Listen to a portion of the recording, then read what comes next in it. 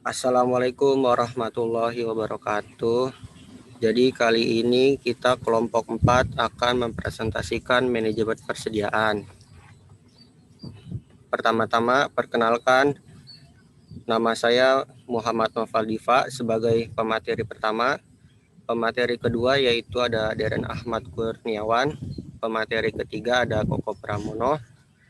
Pemateri keempat ada Faisal Fikri Aulia. Pemateri terakhir kelima ada Rizal Maulana. Pengertian: persediaan adalah barang yang sudah dimiliki oleh perusahaan, tapi belum digunakan. Persediaan merupakan faktor penting dalam mencapai tujuan perusahaan karena kekurangan atau kelebihan persediaan tentunya akan berakibat buruk. Persediaan merupakan salah satu aset paling mahal pada perusahaan. Karenanya 25% dari total modal perusahaan dipresentasikan dalam bentuk persediaan. Kemudian persediaan membentuk hubungan antara produksi dan penjualan produknya sesuai dengan yang sudah disampaikan barusan, bahwa dalam hal ini untuk contoh persediaan adalah persediaan barang dagang. Apabila perusahaannya dan pada perusahaan faktur akan lebih luas lagi. Misalnya persediaan material, bahan baku, barang jadi, dan setelah jadi, yang untuk mengatur persediaan dagang ini bisa dikatakan susah-susah gampang. Jika persediaan yang ada jumlahnya berlebihan, maka persediaan tentu menimbulkan pengeluaran yang tinggi. Karena itu, setiap barang yang disimpan pasti membutuhkan biaya yang tidak sedikit. Namun sebaliknya, jika persediaan yang tersedia kurang, maka akan menghambat kegiatan produksi dan akhirnya menyebabkan kehilangan konsumen dan penjualnya. Dalam hal ini, ketidakpastian terhadap waktu pemesanan, pemasokan dari supplier, sehingga ketidakjelasan permintaan ini semua perlu diatur agar tidak timbul dalam sebuah perusahaan. Oleh karena itu diperlukan manajemen persediaan agar semua dapat dikembalikan. Dalam hal ini juga kaitannya dengan poin keempat, bahwa misalnya produksi merupakan hal penting bagi perusahaan karena berkaitan dengan pencapaian laba perusahaannya. Tentu jika proses produksi lancar, maka tujuan perusahaan dapat dicapai, demikian juga sebaliknya. Kelancaran produksi diperoleh ada tidaknya bahan baku yang diolah dengan adanya persediaan. Diharapkan dapat memperlancar jalannya proses produksi dalam mengadakan suatu persediaan. Maka perusahaan harus mempertimbangkan berbagai macam faktor. Jika perusahaan mengadakan persediaan terlalu besar, tentunya banyak dana yang menganggur yang ditanamkan oleh persediaan. Sedangkan sesuai dengan yang disampaikan tadi, jika terlalu kecil untuk menghemat biaya persediaan, maka perusahaan tentunya juga terancam yang dapat mengalami kehabisan persediaan atau out of stock ketika terdapat jumlah permintaan produksi yang melonjak. Jadi besar kecilnya persediaan tentunya harus seoptimal mungkin. Terlalu kecil jelek, terlalu banyak juga akan mempengaruhi laba perusahaan. Manajemen persediaan adalah kegiatan untuk menjaga jumlah optimum dari barang yang dimiliki. Manajemen persediaan merupakan salah satu bagian dalam manajemen operasional dan manajemen produksi. Kemudian nilai persediaan yang baik mampu mengurangi biayanya. Korelasi dengan fungsi dari manajemen persediaan, bahwa manajemen persediaan sangat penting bagi perusahaan karena Fungsi dari aktivitas tersebut cukup beragam. Apa saja yang menjadi fungsi dari manajemen persediaan? Tentunya yang pertama dapat mengantisipasi kekurangan persediaan, kemudian juga mengantisipasi pesanan persediaan yang ternyata tidak sesuai dengan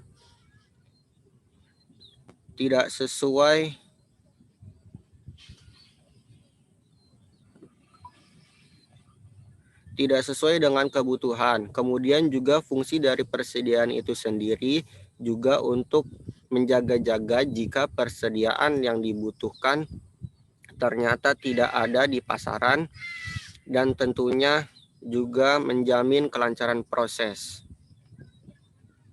Selanjutnya, bentuk persediaan. Persediaan itu sendiri, untuk bentuk persediaan sebetulnya bisa berbagai macam jenis, mulai dari barang yang dibeli dan disimpan untuk dijual kembali, kemudian bisa bentuknya itu adalah barang jadi yang telah diproses produksi, kemudian juga bisa barang dalam penyelesaian yang sedang diproduksi atau barang dalam proses.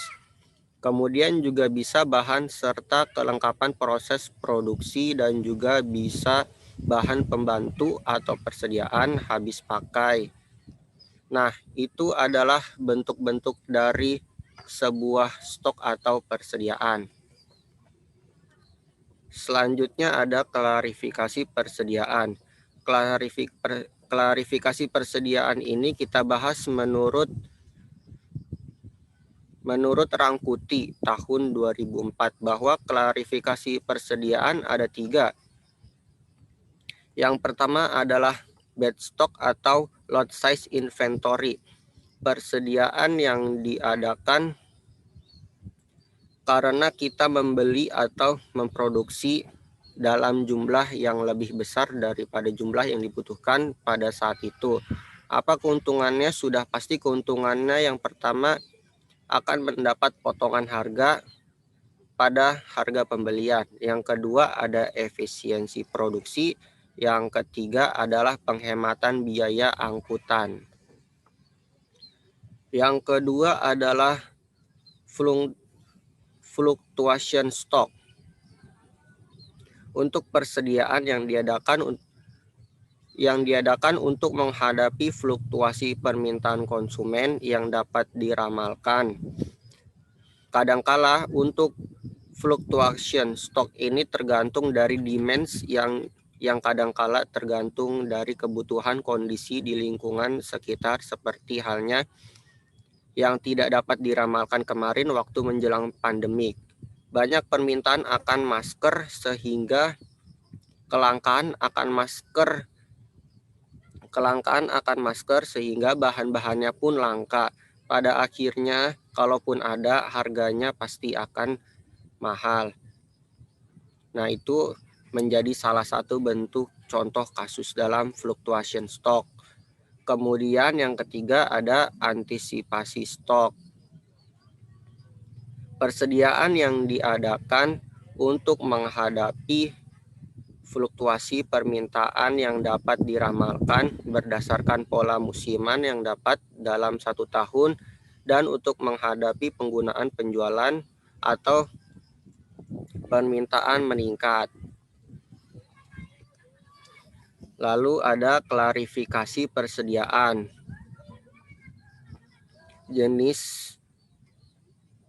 Masih dalam klarifikasi persediaan, yaitu ada jenis-jenis persediaan, yaitu yang pertama ada persediaan barang dagangan atau merchandise inventory, yang kedua ada persediaan manufaktur atau manufacturing factory, yang ketiga ada persediaan rupa-rupa. Pemateri kedua yaitu disampaikan oleh Deren Ahmad Kurniawan. Saya Deren Ahmad Kurniawan akan melanjutkan pembahasan materi manajemen persediaan. Selanjutnya ada klasifikasi persediaan manufaktur. Untuk klasifikasi persediaan manufaktur ini, yang pertama ada persediaan bahan bakunya. Persediaan bahan baku ini artinya barang berwujud yang dibeli atau diperoleh dengan cara lain, misalnya dengan menambang dan disimpan untuk penggunaan langsung dalam membuat barang untuk dijual kembali. Material bahan baku, bagian atau suku cadang yang diproduksi sebelum digunakan dikasihkan sebagai persediaan komponen suku cadang. Contoh untuk persediaan bahan baku untuk persediaan barang dalam proses ini, barang-barang yang membutuhkan pemrosesan lebih lanjut sebelumnya penyelesaian dan penjualan.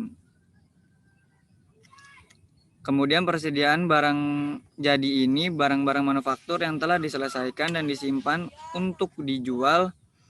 Persediaan perlengkapan manufaktur ini barang-barang seperti misalnya minyak pelumas untuk bahan pembersih mesin dan barang lain yang merupakan bagian yang kurang penting dari produk. Jadi biasanya ini adalah produk pelengkap jadi dari persediaan barang jadinya. Kemudian kaitannya dengan menetapkan persediaan ini akan berakibat fatal apabila misalnya menetapkan kesediaan yang salah. Misalnya persediaan terlalu kecil, tentunya dapat hilang kesempatan untuk menjual dan memperoleh laba. Sementara persediaan yang terlalu besar ini tentunya ada biaya besar memperkecil laba dan tentunya dapat memperkecil risiko ini.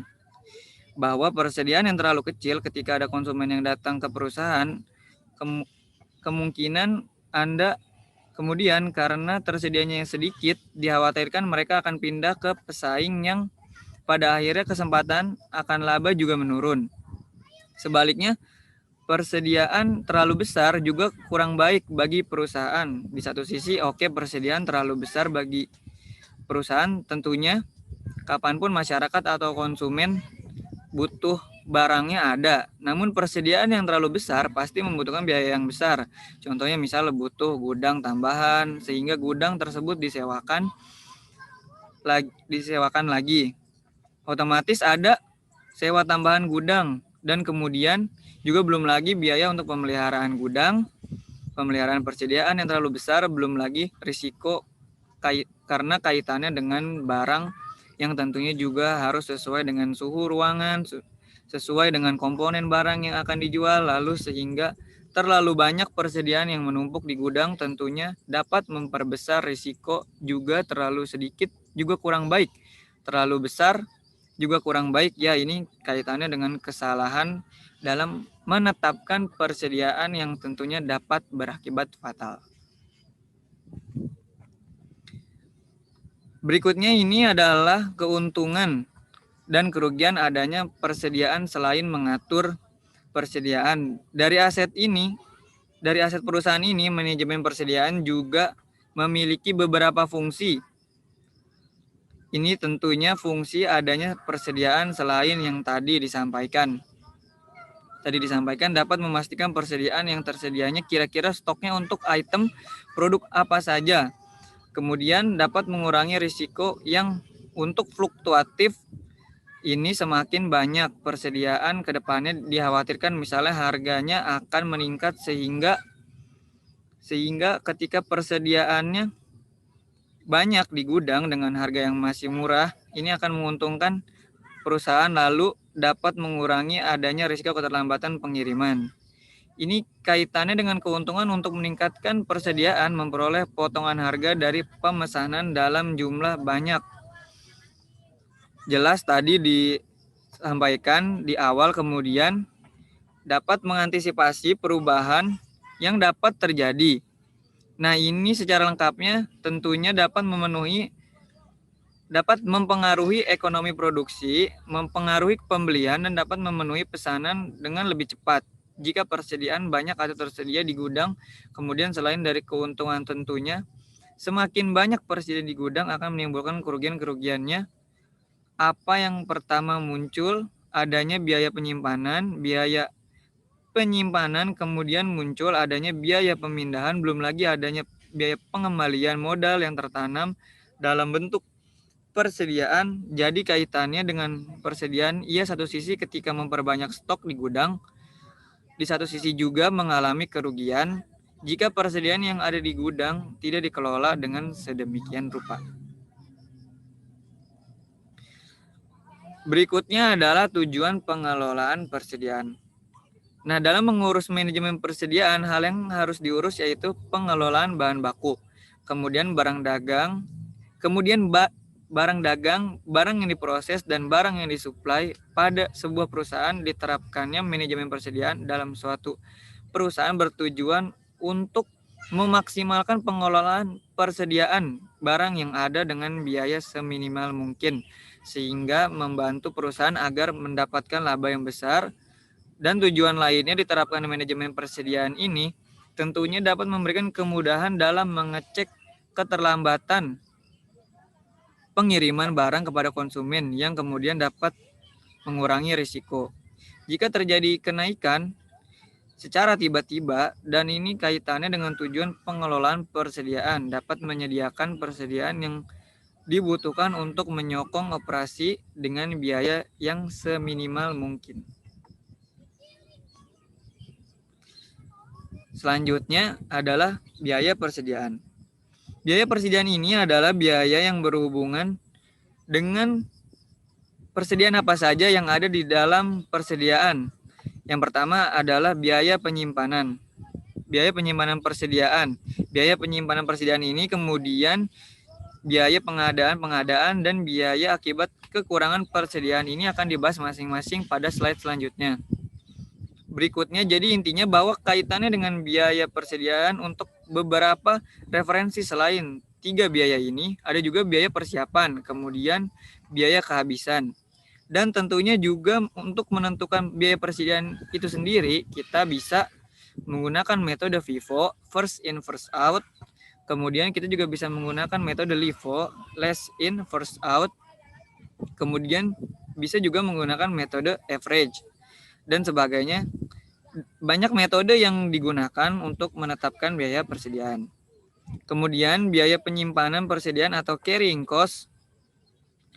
Ya, biaya penyimpanan persediaan atau carrying cost ini adalah biaya yang dapat muncul dan dikeluarkan untuk penyimpanan, untuk menyimpan barang atau material yang sudah diorder sebelumnya. Biaya penyimpanan ini dapat berubah sesuai dengan nilai persediaan yang disimpan. Nah, cara menetapkan biaya persediaan ini sifatnya variabel terhadap jumlah inventor yang dibeli. Nah, ini cara menghitung total carrying cost adalah C dikali P dikali A.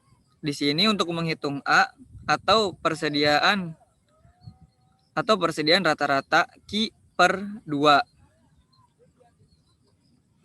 Q itu adalah quantity. Untuk keterangannya, Q itu kuantitas pesanan, kemudian untuk persediaan, S penjualan tahunan, N besar adalah frekuensi pemesanan, C adalah biaya penyimpanan, dan T adalah harga beli per unit. Ini adalah cara menghitung carrying cost. Kemudian apa saja yang termasuk dalam biaya penyimpanan carrying cost? Yang pertama ada biaya modal yang tertanam dalam inventory. Kemudian ada biaya pemeliharaan barang dalam gudang, ada sewa gudang, ada pajak, kemudian juga ada asuransi. Nah, kaitannya dengan biaya penyimpanan artinya persediaan yang memang menimbulkan biaya penyimpanan. Selain itu dari instrumen ini. Misalnya ada biaya keuangan. Ya, ini juga termasuk dalam biaya penyimpanan. Kemudian juga biaya keamanannya, biaya penurunan harga, ya biaya modal, kemudian biaya kerusakan barang, biaya penanganan persediaan, ini termasuk dalam biaya penyimpanan. Materi selanjutnya akan disampaikan oleh teman saya, Koko Pramono. Saya Koko Pramono, saya akan melanjutkan pembahasan sebelumnya. Besarnya carrying cost dapat diperhitungkan dengan 2 cara. Yang pertama berdasarkan presentasi tertentu dari nilai inventory rata-rata. Yang kedua berdasarkan biaya per unit barang yang disimpan dari jumlah rata-rata. Dan ini adalah besaran carrying cost. Selanjutnya kita membahas mengenai ordering cost atau biaya pemesanan. Biaya pemesanan merupakan biaya yang akan berkaitan dengan kegiatan pemesanan persediaan.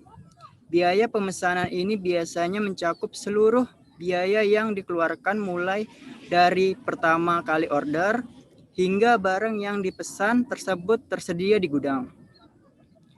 Biaya ordering cost ini sifatnya variabel terhadap frekuensi pesanan, total biaya pemesanan, total ordering cost sama dengan V dikali S per Q, di mana Q adalah kuantitas pesanan, S adalah penjualan tahunan, dan F adalah biaya tetap. Kemudian, apa saja yang termasuk biaya pesanan ordering cost? Biaya ordering cost atau biaya pemesanan ini termasuk diantaranya adalah biaya selama proses pemesanan. Jadi selama proses pemesanan ini memecukan biaya ini termasuk biaya ordering cost. Kemudian ada biaya pengiriman permintaan. Ya, ini biaya pengangkutan barang dari tempat supplier sehingga barang tersebut sampai gudang pembeli yang termasuk dalam biaya pengiriman. Ini biasanya contohnya adalah biaya transportasi atau ekspedisi, kemudian biaya bongkar muat, kemudian ada juga ansurasi pengiriman, tapi terkadang berbagai kasus yang ada supplier yang menanggung biaya pengirimannya. Selanjutnya adalah biaya penerimaan barang. Kemudian biaya penempatan barang ke dalam gudang, sampai biaya processing, pembayaran kepada supplier juga ada memicukan biaya. Bahkan di sini diantaranya juga ada biaya komunikasi selama proses pemesanan sampai dengan pembayaran. Ada biaya komunikasi juga. Ini biaya yang muncul karena dibutuhkan komunikasi selama pemesanan berlangsung. Mulai dari telepon, fax, materai, surat menyurat. Ini juga termasuk biaya pemesanan. Kita masuk juga biaya packingnya. Kemudian biaya pemesanan ini juga termasuk dalam biaya pesanan. Selanjutnya adalah total biaya persediaan. Untuk menghitung biaya persediaan, total inventory cost sama dengan total carrying cost ditambah total ordering cost. Biaya penyimpanan total ditambah dengan biaya pesanan total atau total inventory cost sama dengan C dikali P dikali Q per 2. C sama dengan carrying biaya penyimpanan, P itu harga biaya per unit, kemudian Q sama dengan kuantitas, ditambah F itu fixed cost, biaya tetap, dikali S, sell, penjualan per tahun, dan Q adalah kuantitas pesanan. Nah, selanjutnya kita bahas mengenai kuantitas pesanan yang optimal. Dalam pengelolaan persediaan, umumnya perusahaan menggunakan beberapa metode. Setidaknya banyak metode inventory management yang bisa digunakan oleh perusahaan untuk mengelola persediaan. Di antaranya ya ada EOQ, Economic Ordering Quantity. Ada metode Material Recruitment Planning atau MRT. Ya, kemudian juga mungkin pernah mendengar metode JIT, GIT, Just in Time. Kemudian ada metode analisis ABC. Ya, kemudian metode periodic review yang banyak sekali metode yang digunakan untuk manajemen persediaan. Tapi yang akan kita bahas di sini kita fokuskan adalah metode EOQ, Economic Order Quantity.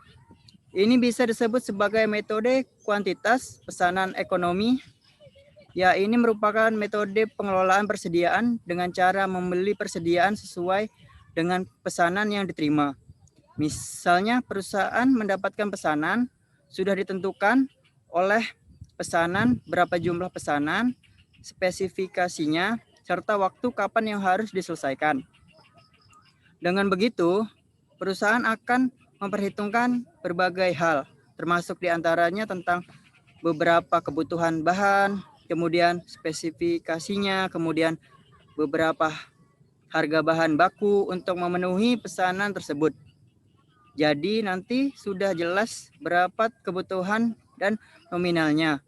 Tidak akan sampai terjadi bahan sisa, ya alias pas-pasan. Jadi cara ini banyak membawa manfaat. Jadi tidak akan sampai ke ada sisa yang pada akhirnya menimbulkan selisih untuk keuntungan. Mulai dari tidak ada biaya pemeliharaan serta biaya gudang untuk menyimpan sisa bahan.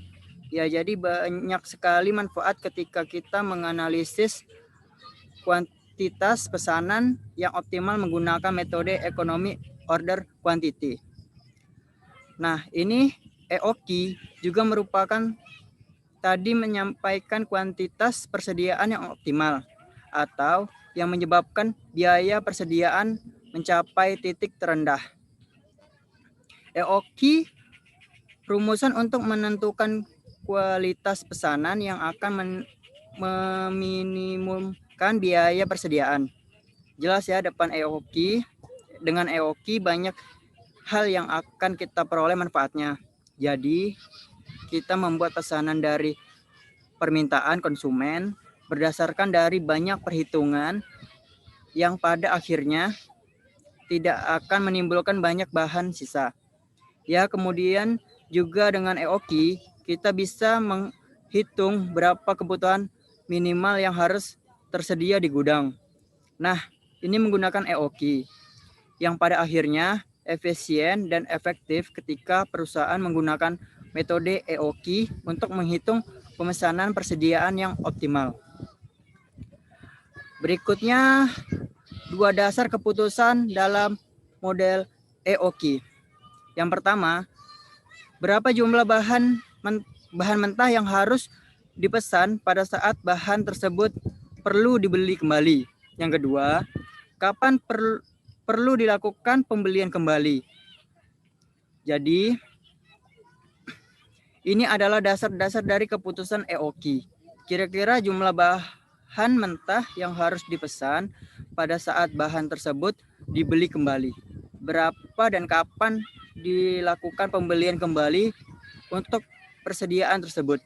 Nah, ini adalah dasar keputusan dalam model economic ordering quantity.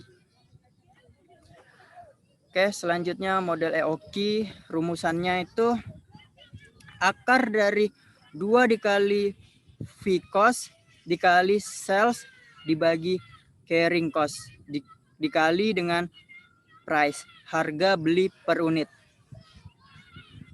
P itu harga beli per unit, S penjualan tahunan, F biaya tetap, dan C biaya penyimpanan. Nah, tapi kaitannya dengan perhitungan model EOQ, kita harus memenuhi persyaratan asumsi dasar dalam model EOQ. Apa saja? Yang pertama itu adalah jumlah kebutuhan bahan mentah sudah dapat ditentukan lebih dahulu secara pasti untuk pengguna selama 1 tahun atau 1 periode. Jadi ketika menghitung EOQ, kita harus sudah menentukan bahan mentah ya dalam 1 tahun penggunanya. Kemudian asumsi yang kedua, penggunaan bahan selalu pada tingkat yang konstan secara kontinu. Artinya, pengguna bahan itu biasanya melihat dari histori data masa lalu atau berdasarkan rata-rata saja. Kemudian asumsi ketiga itu pesanan proses diterima pada saat tingkat persediaan sama dengan 0 atau di atas safety stoknya. Kemudian asumsi yang terakhir adalah harga konstan selama periode tersebut. Jadi harga dianggap stabil, konstan, sama. Ini adalah asumsi dari model ekonomi ordering quantity. Oke. Selanjutnya itu kemudian kita akan membahas mengenai ordering point atau pesanan ulang. Pesanan ulang ini adalah titik di mana pemesan harus dilakukan lagi untuk mengisi persediaan. Ya, gimana cara menghitung ordering point? Ya, jadi pemesanan ulang itu titik di mana suatu perusahaan membutuhkan kembali persediaan yang sudah habis, kemudian kapan pemesan ulang ini dilakukan. Ya, titik pemesan ulang sama dengan waktu tunggu dikali dengan tingkat pengguna. Oke, selanjutnya akan dibahas oleh teman saya, Faisal Fikri Aulia. Nama saya Faisal Fikri Aulia. Saya akan melanjutkan pembahasan materi sebelumnya. Persediaan pengaman atau safety stock. Persediaan pengaman ini persediaan tambahan yang dimiliki untuk berjaga-jaga perubahan tingkat penjualan atau keterlambatan produksi pengiriman. Jadi ketika Anda punya perusahaan dan biasanya persediaannya sudah memenuhi, namun perusahaan juga harus memiliki safety stock. Persediaan pengaman yang ada di gudang. Nah, untuk persediaan pengaman, persediaan awal sama dengan IOQ ditambah safety stock. Persediaan rata-rata sama dengan IOQ per 2 ditambah safety stock. Nah, untuk menentukan besar safety stock, ada beberapa faktor. Faktor pengalaman, lalu faktor dugaan, biaya, dan keterlambatan. Ini adalah faktor-faktor yang menentukan besarnya stok persediaan pengaman di perusahaan. Contohnya, misalnya penggunaan per hari 15 kilo, keterlambatan pengiriman 10 hari, maka besar persediaan pengaman adalah pengiriman dikali dengan penggunaan per hari. Jadi 10 dikali 15 kilo sama dengan 150 kilo. Contoh kasus, misalnya perusahaan A menjual 2,6 juta kilogram terigu dengan ordering cost dan pemesanan adalah $5.000. Biaya penyimpanan sama dengan 2% dari harga beli dan harga belinya sama dengan $5 per kilogram.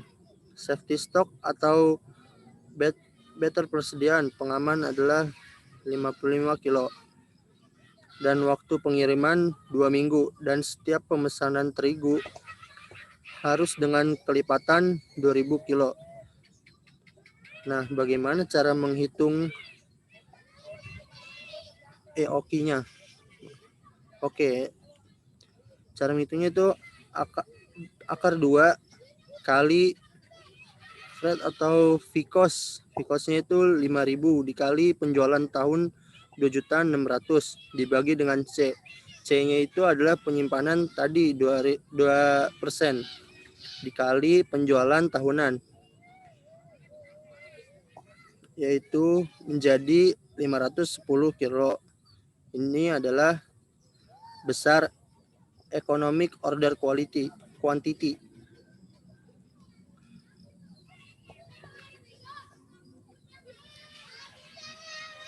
Pemesanan ulang atau reorder point-nya. Nah, untuk penggunaan per minggunya tinggal 2.600.000. Yang tadi dibagi dengan 52. Itu dari mana 52 itu? Dari 1 tahun dibagi 7. 7 itu 7 hari. Jadi 365 dibagi 7 sama dengan 52. 52 minggu. Jadi kebutuhan pemasangan ulang untuk per minggunya ya sama dengan 50.000 kilo. Kemudian titik pemasangan ulang atau reorder point sama dengan waktu pengiriman ditambah safety stock. Waktu pengirimannya tadi kan setiap 2 minggu ya, harusnya dengan kelipatan 2.000 jadi 22 minggu dikali dengan 50.000. Sangat ditambah safety stock itu adalah stok pengaman 50.000 dan total pemesanan adalah 15.000. Pemesanan itu 150.000 kilo.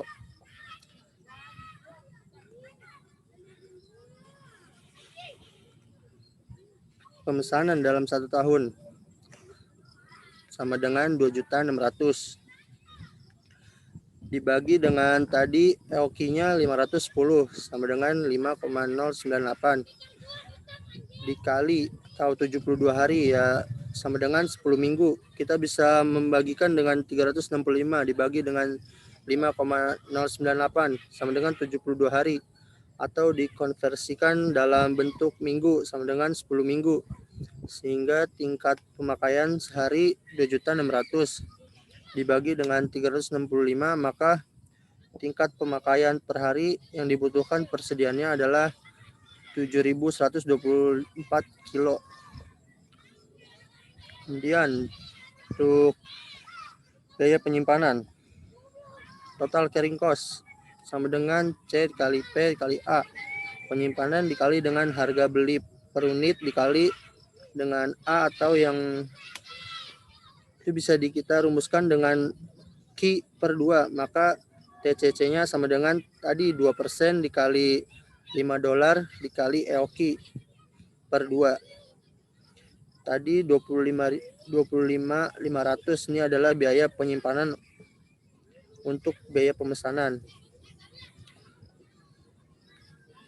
Biaya pemesanan atau total ordering cost, biaya pemesanan dikali dengan sales dibagi dengan kuantitas terus pemesanan, maka TOC sama dengan 5.000. Jadi ordering cost-nya dikali dengan 2.600.000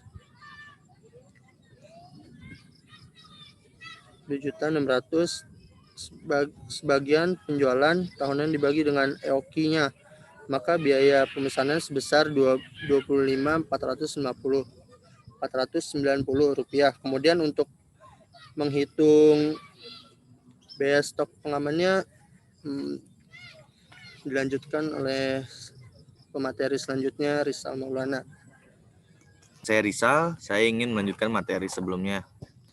Untuk biaya pemesanan adalah total ordering cost sama dengan biaya pemesanan dikali dengan sales dibagi dengan kuantitas pesanan. Maka EOC sama dengan 5.000, tadi ordering cost-nya dikali dengan 260.000. Sebagai penjualan tahunan dibagi dengan EOQ-nya, maka biaya pemesanannya adalah sebesar 25.490. Kemudian untuk menghitung biaya stok pengamannya sama dengan C dikali P dikali dengan safety stock 0,02 dikali $5 dikali dengan 50.000. Safety stocknya sama dengan $5.000.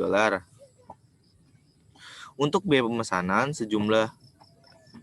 pemesanan penjumlahan semuanya biaya EOC ditambah TCC ditambah safety stock dijumlahkan semuanya sehingga totalnya $55.990,20.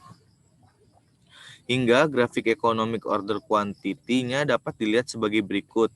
Yang kita buat garis vertikal dan horizontalnya. Kita bisa lihat EOQ-nya secara kuantitas dan secara waktu seperti apa. Kemudian kita bisa lihat safety stock dan reorder point-nya bagaimana.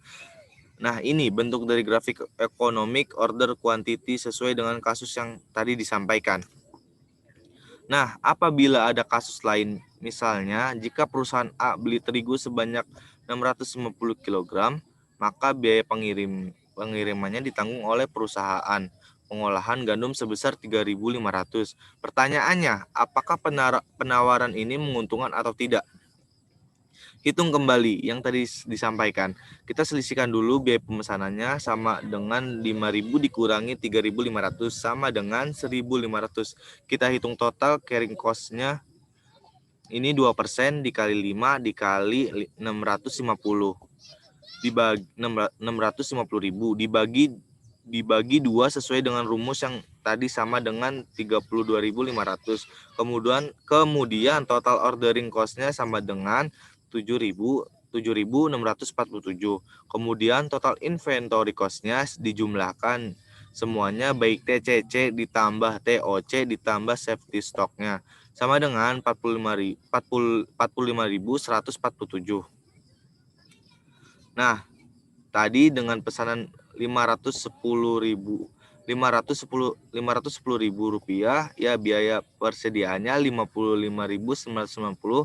Sementara jika pesanan yang barusan kasus yang tadi 650 kg, kemudian sebagian ternyata ditanggung oleh perusahaan pengolahan gandum sebesar 3.500 ketika dijumlahkan ternyata biaya persediaan 45.147. Lebih kecil biayanya tentunya ya. Ini penawaran dari perusahaan pengolahan gandum harus dipertimbangkan karena biaya persediaannya lebih kecil dibandingkan dengan persediaan kasus yang awal. Ini menjadi pertimbangan perusahaan ketika melihat dari sisa penawaran dari sebuah supplier, kira-kira yang mall mana yang dipilih Anda bisa dilihat berdasarkan dari tingkat biaya yang paling minimal paling rendah. Nah, pemesanan dalam 1 tahun sama dengan 2.600.000 rupiah dibagi dengan kasus yang kedua 650 sama dengan 4 kali atau 13 minggu. Ini kasus analisa yang kedua jika dibandingkan dengan yang pertama, sehingga dapat disimpulkan analisis kasus yang kedua ternyata lebih kecil B persediaan dan ini bisa dipertimbangkan menjadi pilihan oleh perusahaan untuk supplier. Selanjutnya adalah sistem pengendalian persediaan.